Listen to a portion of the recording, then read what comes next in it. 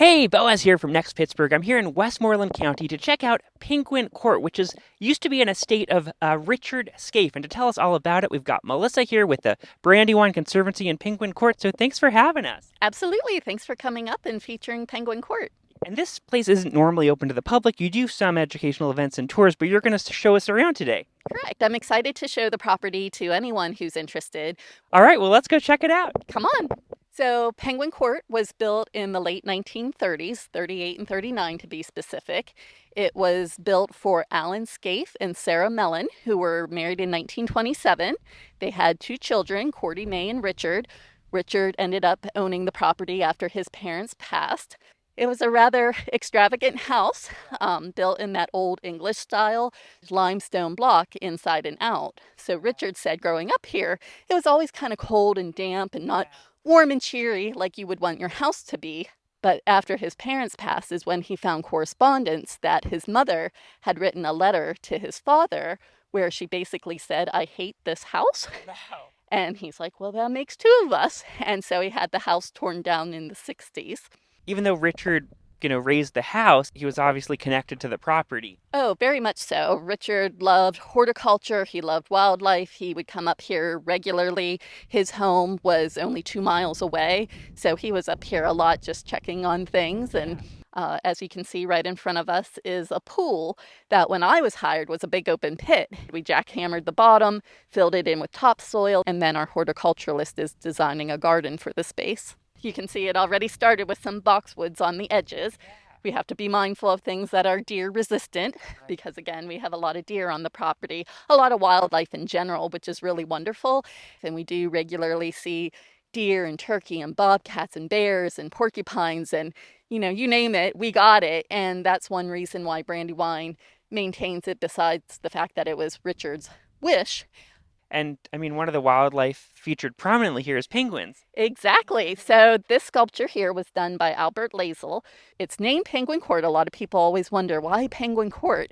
And I've heard two stories. Maybe there's a third out there. And if anybody has more information, I would always, yes. So one was that Sarah Scaife just really loved penguins. And back in the day, you could call a guy and say, "I'd like a dozen penguins, please." And they owned them sort of as pets. And then the other story I heard was that, of course, back in the 30s and 40s was when Admiral Richard Byrd was making his expeditions to the Arctic. The whole country rallied behind that, and Sarah threw a social fundraiser for him here, and he brought the birds to be like the novelty of the night and then let her keep them as a thank you. And I always say when I do a tour for the public that if somebody has that uncle who might have been the penguin's caregiver, who maybe kept a journal and they find it in an attic, if they gift it to me, that would be one of the best presents because I have a lot of questions as to how long they were here. Did they thrive? Did they reproduce? Did they just die out? Like what happened to them? And nobody has any of those answers. But they were very well taken care of because the pool here was spring fed. So they would hang out in the pool? No, you're getting ahead. So the pool is spring fed, but the outfall of the pool then went down to a little pond that was built for the penguins in their enclosure. And there's 3 stone igloos on the property that used to be in their enclosure. They were moved after Richard got sick and, brought them up a little closer so he could see them when he visited. Supposedly those igloos were packed with ice during the hottest months to keep the penguins comfortable. So from here, you can see we approach the old mansion site, which is a pretty dramatic entrance and a great summary of what the house would have felt like, I think. But these are the changing rooms to the pool that remain because even after the house was torn down, family would come up and recreate in the pool. So right there was changing rooms, restrooms, showers. Well, what fancy pool changing rooms. Right? They're really quite something. Oh, wow. What a cute little space in here. And so this is like sort of a faux. Yeah, I love the painting because, it looks like block, but it's not. The back of the door looks like slats, but it's not.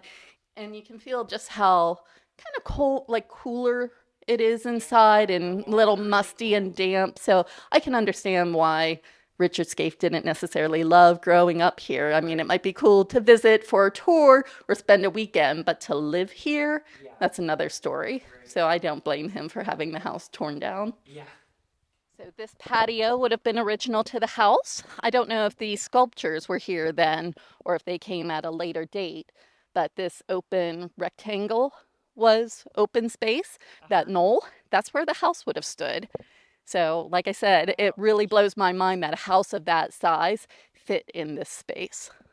And okay, so the house would have started right here. And so, do you know when they wrecked it? Did they just like is the house just sort of buried here, or did they truck it all away? No, well, both. Supposedly a lot is buried on the property, but I think some was taken to the landfill. It does make me sad that a lot of the block wasn't recycled in some way, at least not to my knowledge, because I mean, such fine craftsmanship.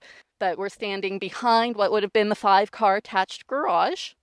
And then there were servants' quarters above it. So it reminds me of Downton Abbey, if you've seen that. I binged that during COVID.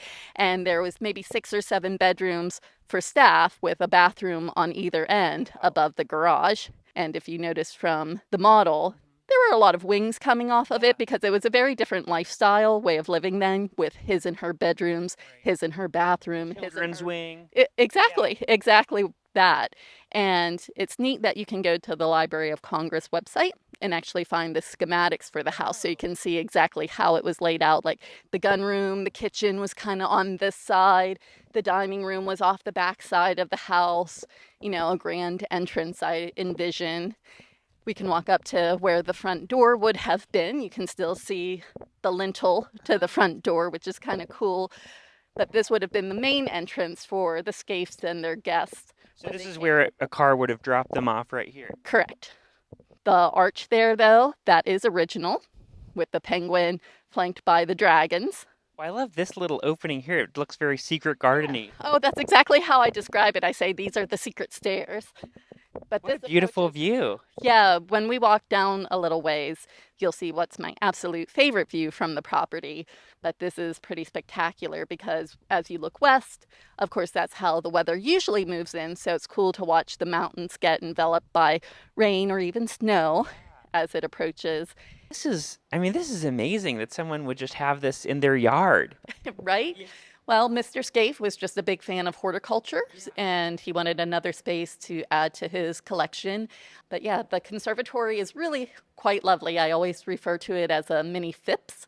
And it does look, sort of has that Victorian vibe to it, but it is very modern. Correct. It was built in the late 1980s by Milt Shawless, who last year I met for the first time because he's still a local guy, but it is our newest building on the property and where we do most of our public programming.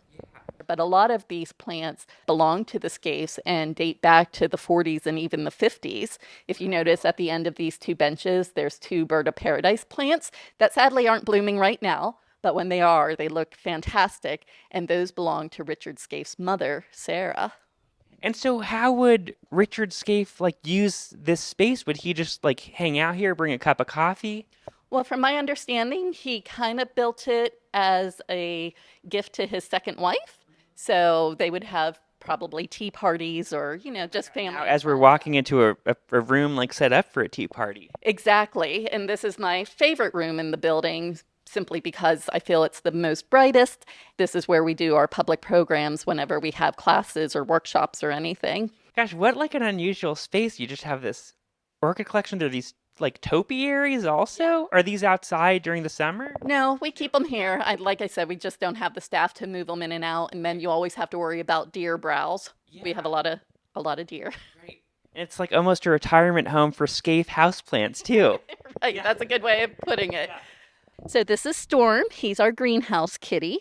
He had been a rescue that was brought here to be a mouser in the greenhouse, but you can tell he's a little well taken care of. So a little motivation for getting a mouse. Right. But we're approaching our greenhouse.